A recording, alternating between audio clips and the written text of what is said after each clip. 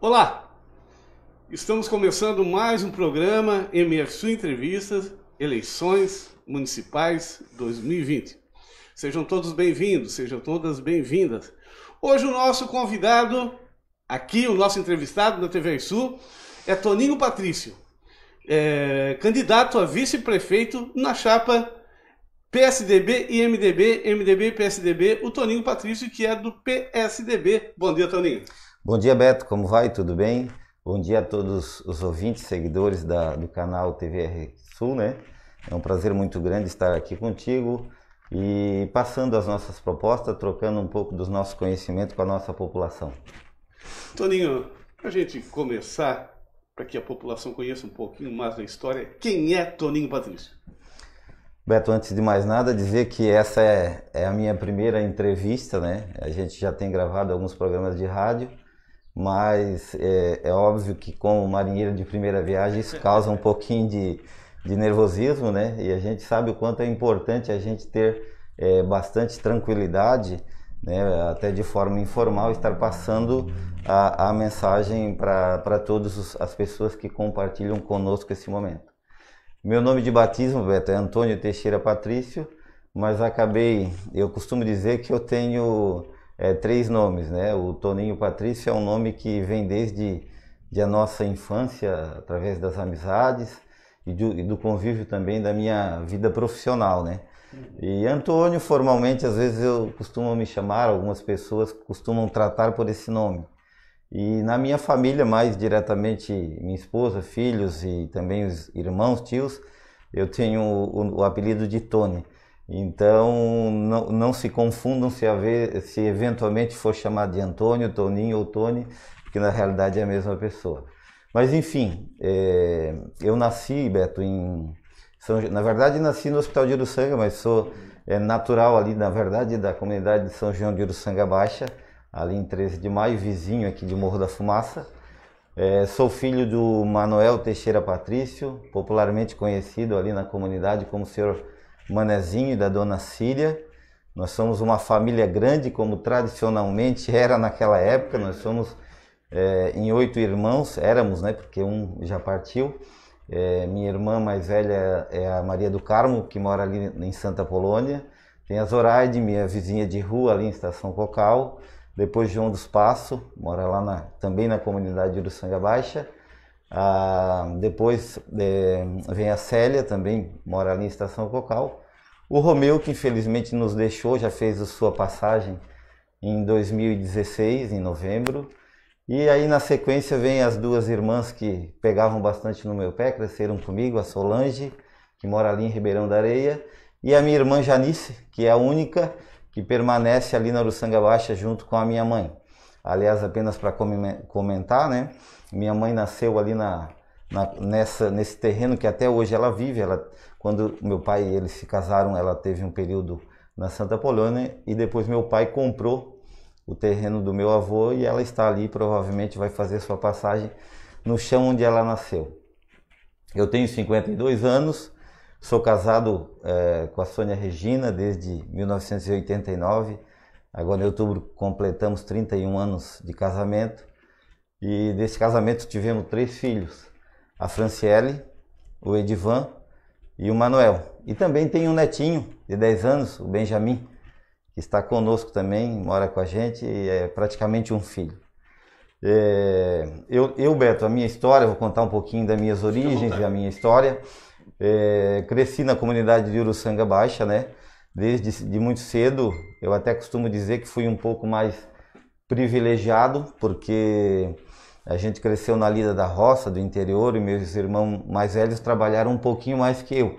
Eu estudei e, portanto, participei um pouquinho menos, digamos assim. Mas desde muito cedo já aprendi a lida com a mãe, com o pai, da lida da roça, né? Aí iniciei meus estudos na comunidade de Uruçanga Baixa, numa escolinha rural que tinha na época, onde eu fiz de 1ª a 4ª série, indo a pé todos os dias, 3 quilômetros. Aqueles tempos eram difíceis, não tinha o transporte, né? E depois, de 5ª a 8ª série, eu fui estudar em Estação Cocal, no Colégio Vitório Burgo, onde fomos, na realidade, a primeira turma. Naquela época só tinha de 5ª a 8ª série em Morro da Fumaça e 13 de Maio. E eu tive o privilégio de, justamente naquele ano, ter começado a 5ª série em Estação Cocal, e lá nós concluímos então o 1º grau. Concluí depois, posteriormente, o ensino médio já em Criciúma. Na época eu trabalhava, estudava à noite. E aí segui minha vida profissional. Iniciei trabalhei um período em Criciúma, na Industrial Conventos, aproximadamente 1 ano e meio. Viemos à Estação Cocal trabalhar na mineração, onde trabalhei por 19 anos. Iniciei como torneiro mecânico e durante a trajetória, né, ali em 94, 96, naquele período de globalização, onde naquela época os relatórios ainda eram feitos à mão, né, começou a aparecer os computadores, eu senti a necessidade de retornar aos estudos, embora sendo, digamos assim, um marco na minha vida, porque nessa etapa eu já tinha 2 filhos, e retornei, fiz faculdade, me formei pela Unesc, né, em eletromecânica. Realmente foi um período difícil, a gente saía às 6 horas da manhã, retornava às 11 horas, 11h30 aproximadamente, que naquela época nós tínhamos 2 ônibus, saía de Estação Cocal, trazia o pessoal até Morro da Fumaça, ali era dividido quem ia Unisul e quem ia Unesc, né? Então, no retorno, a mesma situação, a gente tinha que aguardar o ônibus que chegava da Unisul e depois seguir para a Estação Cocal, chegávamos aproximadamente 11h30. Foi um período, digamos, difícil, mas sem dúvida muito importante na minha vida, né? Minha esposa esteve ali me incentivando, me apoiando, superamos essa fase e sem dúvida me serviu de vários ensinamentos, além de uma lição de vida, adquiri muito conhecimento para o restante da minha trajetória. Na sequência, gostaria só de frisar com relação a um pouquinho da minha história, eu tive também um desafio muito grande. Lá por 2007, senti uma dificuldade, a gente percebia que a Votorantim já estava imaginando que eventualmente fecharia a unidade aqui em Estação Cocal. Eu fui convidado por um amigo, hoje meu compadre, gerente da mineração lá no Paraná, me convidou para ir trabalhar numa mineração de carvão. Um cenário bem diferente da minha realidade, mas aceitei, já que aqui é a mineração de fluorita, né, para quem não conhece. E aí fui trabalhar em mineração de carvão no norte do Paraná, onde estive até 2015, retornamos nesse período e de lá para cá voltei a me estabelecer em Estação Cocal. Na realidade, voltei para a mesma casa, nunca saí dali, né? Sempre tive essa identificação com o nosso município, que eu aprendi a conhecer já desde criança, quando estudei, né, ali em Estação Cocal, e depois logo na sequência do meu casamento, onde vim morar desde 1994. Basicamente é um pouquinho da minha história e da minha trajetória. Muito bem, a nossa conversa de hoje é com o Toninho Patrício, que é do PSDB, candidato a vice-prefeito na chapa com MDB, PSDB, MDB, PSDB, aqui para o Morro da Fumaça, que tem como candidato a prefeito o Dr. Juninho. Lembrando a você que esse espaço, ele é para todos os candidatos a prefeito, vice-prefeito e vereadores. Basta solicitar, ele é opcional. E a nossa conversa de hoje, então, é com o Toninho Patrício, do PSDB, candidato a vice-prefeito na chapa PSDB e MDB. Toninho. Pois não? O que é política no teu conceito? Olha, Beto, eu te confesso que em determinado momento da minha trajetória eu fiquei um pouco revoltado com a política, né? Digamos assim, no sentido até de lá atrás, né, de não votar, como muitas pessoas se revoltam e consideram que a política não é tão importante. Mas para mim é muito claro, política não é só esse período, né? Nós estamos vivendo um período eleitoral agora e aflora muito na população esse momento, as discussões, os projetos, as promessas, mas política ela está diariamente na nossa rotina, né, Beto? A gente vai num supermercado, a gente vai na fila de um banco, conversa com um amigo, enfim, tudo gira em torno da política, tudo que nos rodeia, desde a saúde, educação, seja no transporte, seja até no supermercado, né? Nós estamos vendo recentemente aí uma alta muito grande dos produtos como o arroz, o feijão, né? Nós tivemos um aumento grande nesses últimos meses. E lógico que isso tudo tem a mão da política. Portanto, Beto, é importante a nossa população estar politizada, consciente, discutindo. Lógico que eu até hoje, como cidadão, tinha digamos assim, um compromisso de discutir esses assuntos mais na minha comunidade, na minha família, no dia a dia.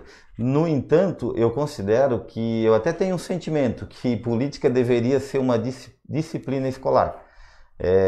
Eu percebo, eu costumo avaliar a política desde o início, pós-ditadura, início da democracia em 85, né? E eu percebo que aos poucos, nós tivemos várias etapas ao longo desses 35 anos, né? Mas eu percebo que recentemente estamos dando digamos, estamos mais politizados. A população vem demonstrando um pouco mais de evolução na questão de decisão quando se elege, quando se escolhe um representante.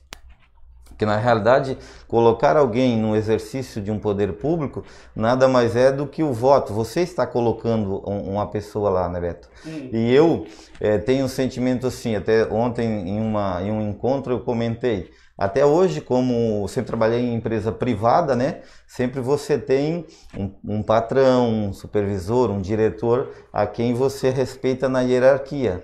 Até na casa da gente, a gente respeitava o pai e a mãe, né? Na escola, o professor. E o homem, se a gente chegar, eu acredito que a gente tem grande possibilidade de chegar, o doutor Juninho e eu, na prefeitura, a gente vai ser um representante do povo. Quem vai nos colocar lá para esse exercício, seja nós ou quem for o vencedor nessas eleições, tanto da Câmara de Vereadores quanto no Executivo, ele é colocado pelo voto de cada pessoa, pelo seu voto, pelo meu e de toda a população. Então é importante que as pessoas sejam politizadas e tenham a devida noção do que realmente a política faz parte no nosso dia a dia. Eu sempre tive esse entendimento, sempre tive ao longo da minha trajetória um envolvimento social, né, na questão de ter um trabalho voluntário nas comunidades, desde a minha juventude já na comunidade de Uruçanga Baixa, como também na comunidade de Estação Cocal, Minas Florida, na qual a minha esposa ela é daquela comunidade, né? Ela é natural de Jacinto Machado, mas veio para ali com 4 anos. E a gente sempre teve uma contribuição voluntária na comunidade. E em todos os momentos da minha vida, a gente não deixa de estar participando, seja numa reunião de bairro para reivindicar alguma coisa, mesmo no Paraná, quando a comunidade nos pede para estar participando e você tem o seu envolvimento, não deixa de ser um ato político, né? Porque as questões políticas, elas passam diretamente, sim, pelo Executivo, pelo Legislativo, né? Em Brasília também pelo Judiciário, né? Mas elas, sem dúvida, dependem do envolvimento da população. É preciso que a população dê a sua parcela de contribuição, participe através dos seus conselhos, através das suas opiniões, para que o prefeito tenha um norte de trabalhar e o prefeito, vice toda a equipe, né, municipal, estadual ou até federal, possa, através dos anseios da população, definir lá o seu plano de governo e o seu norte para o bem-estar da população e o desenvolvimento daquela região, ou daquele estado, daquele país, daquele município, né? Na tua opinião, no teu conceito e mediante a legislação, qual é a função do vice-prefeito, nesse caso agora a eleição municipal, do vice-prefeito, do vice? Olha, Beto, se você for analisar de forma respeitando a Constituição, ela atribui 2 funções ao vice-prefeito, que é a de substituir o prefeito em caso de uma necessidade, seja por um impeachment, uma cassação ou até, enfim, um período no qual o prefeito o prefeito, e aí se refere aos 3 estágios, seja do presidente, do governador, que o vice existe nesses 3 patamares, né? Então, a principal atribuição de um vice é substituir o prefeito no caso da falta dele, até por morte, por exemplo. Mas também existe uma outra atribuição na Constituição, que ela diz que em qualquer necessidade o vice está ao lado do prefeito para atender toda a demanda do município, seja de políticas públicas, seja da saúde, né, seja da educação, da infraestrutura, agricultura, enfim, da realidade daquele município, daquele estado, daquele país, o vice deve estar ao lado do prefeito, do gestor, né, do administrador, do executivo, quando ele for solicitado. Por isso a gente entende que é muito importante a pessoa do vice, né? Uma outra, não a nível de Constituição, mas que a gente considera interessante é que normalmente em algumas gestões o vice ele acaba sendo como uma pessoa diplomática que faz a coalizão, e até vou falar um pouco que às vezes as pessoas confundem coligação com coalizão. Coligação é um acordo feito entre os partidos para disputar uma eleição. No entanto, após a eleição, elege-se vereadores, ou no caso de estado, deputados e senadores também, de ambos os partidos. E a partir de 1º de janeiro, quando um governador, um presidente ou um prefeito toma posse, é preciso haver uma coalizão entre o administrativo e o legislativo, porque não é possível que um governo seja feito focado em apenas um lado, num partido ou numa bandeira. O prefeito, quando assume uma gestão, ele tem que governar para todos, assim como o legislativo também. Então existe uma coalizão, que é aquele, digamos, planejamento, organização do executivo com o legislativo em prol de governar para toda a cidade. Então, por isso, Beto, que é muito importante a população avaliar, e muitas vezes não acontece isso, né? Eu acho que eu, enquanto cidadão, também observei, a gente às vezes foca no presidente, foca no governador, foca no prefeito e não observa muito a figura do vice, porque ele acaba sendo um coadjuvante na eleição, não é verdade? Mas a população tem que estar ciente que no caso da falta do gestor lá, o presidente, o governador ou o prefeito, quem vai assumir é o vice. Inclusive nós temos exemplo no Brasil muito recente, né? Governo federal e governo estadual que o vice assumiu. Exatamente, era isso que eu ia citar agora na sequência, porque se nós olharmos desde o início da democracia, nós tivemos lá a eleição de forma indireta, né, do Tancredo Neves, mas quem acabou assumindo foi José Sarney, né, que governou. E na sequência também já o então presidente eleito, né, Fernando Collor de Mello, acabou sendo impeachmentado e quem assumiu foi o Itamar Franco, né? E agora recente no estado de Santa Catarina, o governador Carlos Moisés, né, também está passando por um processo de impeachment e quem está assumindo é a vice.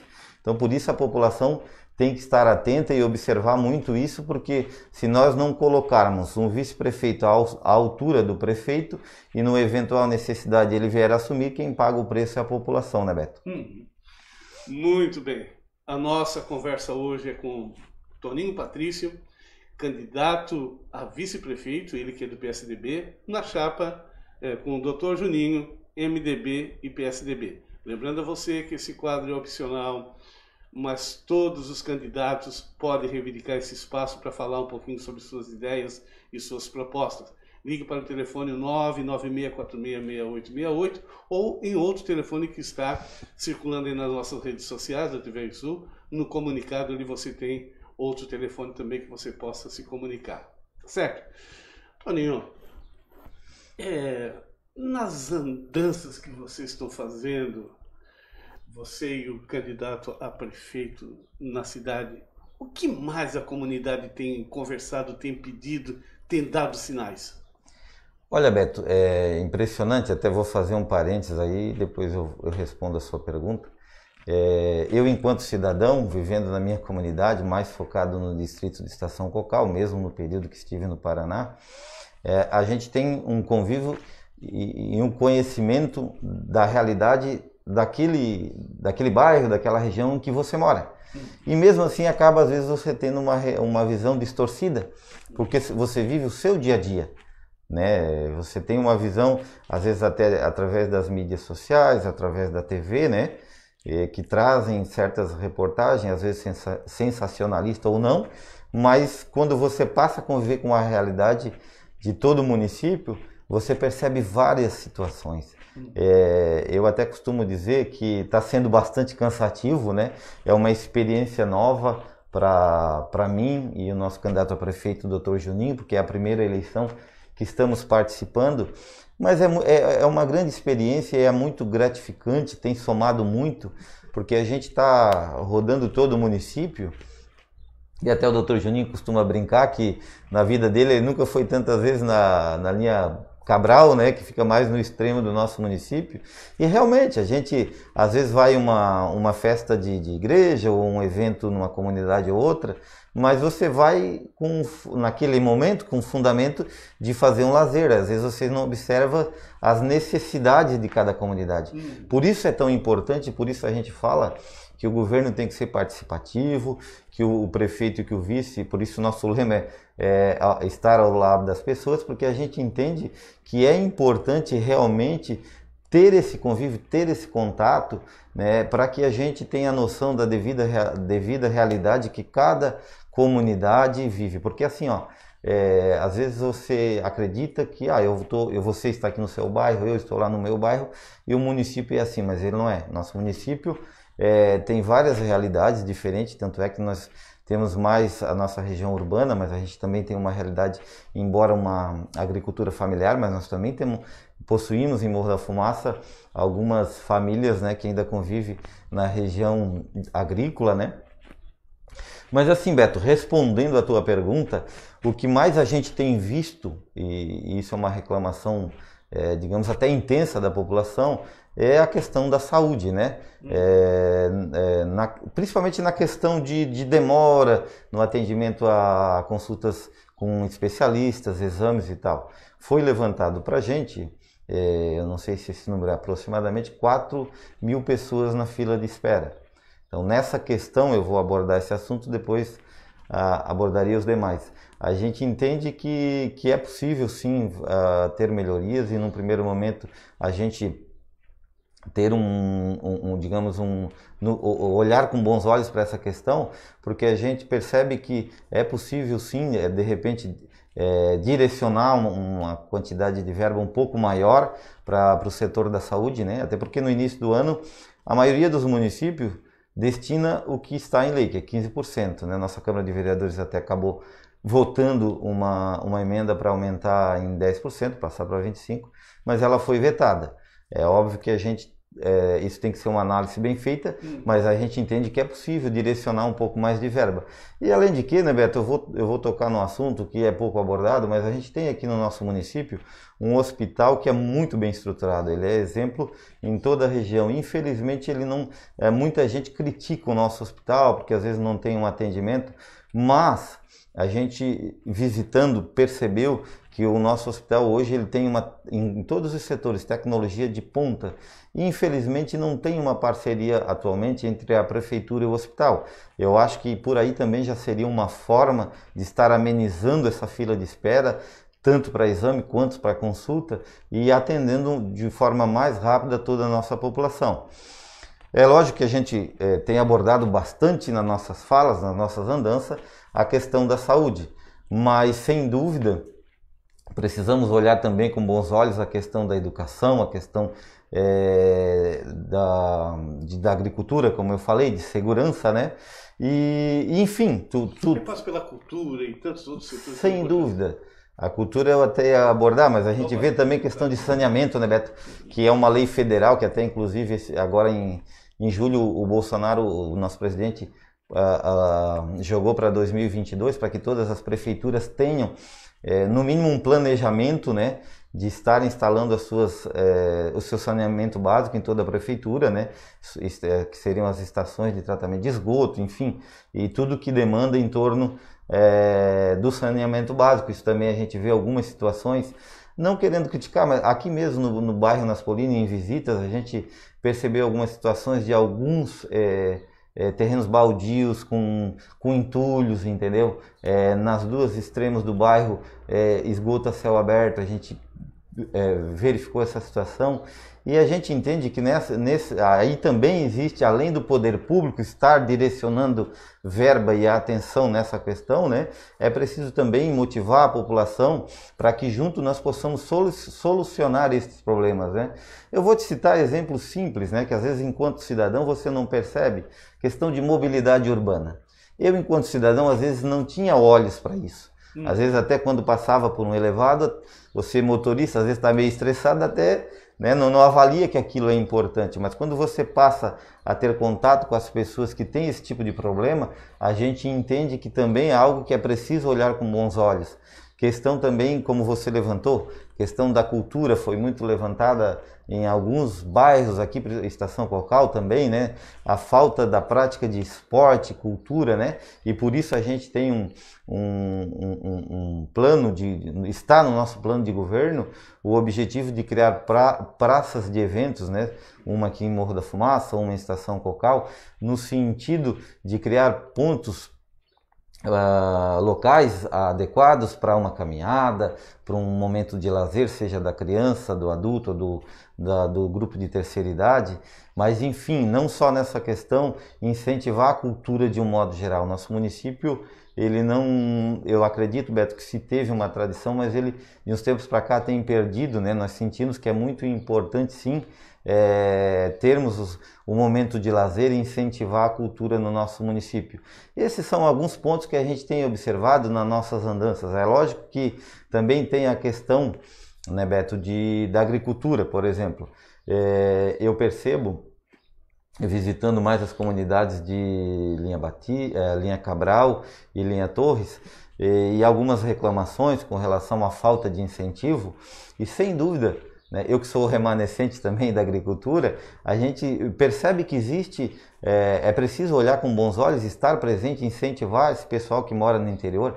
Só para você ter o exemplo, na minha família nós éramos em 8, hoje tem só a minha irmã que mora no sítio da minha mãe e provavelmente, talvez quando ela não estiver mais aí, não terá mais ninguém. Então, existe um êxodo muito grande desses jovens da agricultura, eles não querem ficar. Eu sempre até comentei em uma reunião lá na Linha Cabral que o gestor público ele tem que incentivar os conselhos nessas comunidades rurais, de repente, para criar cooperativas, seja de leite, seja de pesca, seja de repente de um abatedouro, né? Para você ter noção, foi levantado aqui que no nosso município 70% da carne consumida ela é proveniente de agricultores, de criadores de gado aqui do nosso município. E nós não temos um abatedouro. Lógico que de repente o empresário não teria essa visão, mas um grupo de pessoas, junto com o incentivo da prefeitura, a compra de um terreno, isso vai gerar uma maior renda na região agrícola, vai incentivar para que as pessoas se mantenham na agricultura.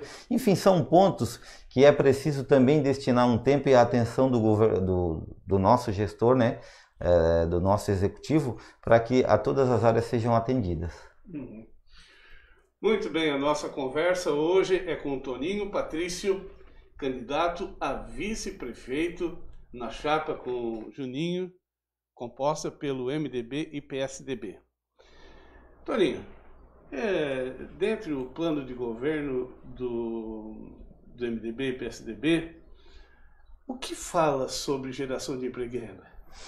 Olha, Beto, a nossa coligação, né, ela é composta por 4 partidos, né, o MDB, o meu partido que eu sou filiado, o PSDB, e também o PSD e o PSL. Nós elaboramos, estamos divulgando nas nossas redes sociais, né, alguma coisa do nosso plano de governo. Ele será impresso, a gente até segurou isso, de repente já recebemos algumas críticas que já deveria estar circulando e tal, mas a gente entende que nós não iremos fazer promessas mirabolantes, né? A gente construiu o nosso plano de governo dentro da nossa realidade econômica. E também procuramos ouvir primeiro as entidades, né? A população também, para que colocássemos dentro do nosso plano de governo aquilo que representa os anseios da população e não às vezes que apenas eu ou você quer, né? Nós precisamos ouvir a população como um todo. O nosso plano de governo, lógico, ele é abrangente, né? vai estar focado na questão de saúde, educação, segurança, enfim, agricultura, todos os setores. Tem o meio ambiente, né, que a gente até não comentou aqui, que é muito importante, mas para todos os setores nós temos uma proposta, né, para cada setor.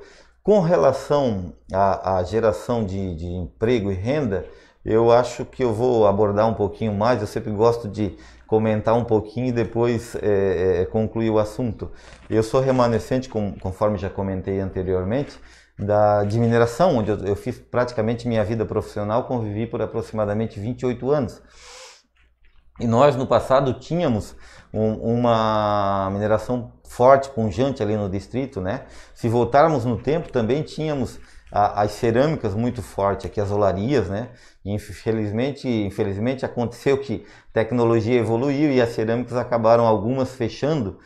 Eu costumo dizer que graças a Deus surgiram as confecções, as facções, confecções que foram aquecendo a nossa economia e mantendo a nossa economia durante esse período. Mas se nós voltarmos um pouco no tempo, né, Beto?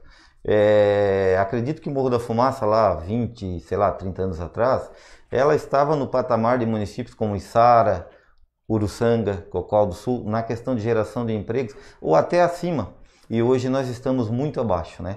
Se tu olhar, esses municípios aí já estão na segunda ou terceira área industrial, né? Içara vem crescendo muito na geração de empregos e construção de fábricas novas naquela cidade. Cocal do Sul a mesma coisa, Uruçanga, e nós, digamos que nós ficamos um pouco parados no tempo. Eu estava comentando com um empresário recentemente com relação à renda per capita da nossa população. A gente até tem, digamos assim, oferta de emprego, mas a renda per capita da população de Morro da Fumaça é uma das mais baixas do município, da região aqui, da ANREC, dos municípios da região metropolitana, né? Então isso começa a nos preocupar, porque quanto menor a renda, pior para todo o município, né? E a gente entende que é preciso sim incentivar, Beto, não só as empresas aqui instaladas, porque a gente também observou através de visita, de encontro com empresários, que existem algumas empresas de grande porte aqui no nosso município que têm dificuldade de mão de obra especializada. Então, tudo isso acaba sendo uma corrente. Eu acho que a geração de empregos é preciso sim, às vezes, o gestor público olhar na seguinte questão: comprar um terreno lá de 30, 40 hectares, dar toda a infraestrutura para que as empresas venham se instalar aqui, num primeiro momento vai gerar um custo, né? Mas a população tem que estar ciente que a partir do momento que tu tem essa visão, lá na frente a população como um todo, né? Desde vai haver um aquecimento, você gera mais empregos, você vai aquecer o comércio, é uma corrente, você vai trazer mais pessoas que vão atender essa demanda de técnica, né, que hoje tem dificuldade. Eu costumo dizer também que aí já a gente passa para um outro patamar, que é a questão de ensino, né, passar a ter cursos técnicos, incentivando de repente, daqui a pouco, eu vou fazer um parênteses aqui, depois volto na questão de geração de empregos. Eu sempre defendi, enquanto cidadão, uma educação de modo integral, onde a criança tivesse um meio período de ensino de aulas teórica e meio período de aula prática. Não necessariamente essa aula precisa ser técnica, né? De repente tu pode ter algo voltado para a cultura, através de um violão, de instrumentos. Tu pode ter algo voltado na questão, por exemplo, as confecções, né? Treinar as meninas no sendo uma estilista, para que estejam já na fase adulta preparada para absorver essa mão de obra. Você pode também incentivar a questão do esporte, ter um karatê, um judô, algo nesse sentido. E também as questões técnicas, né? Buscar parceria porque é interessante para as empresas ela ter um curso técnico, e esse meio período pode ser absorvido nas escolas, né? É óbvio que isso a gente não vai colocar no nosso plano de governo, porque a gente entende que demanda custo, demanda profissionais habilitados para estar treinando as nossas crianças, né?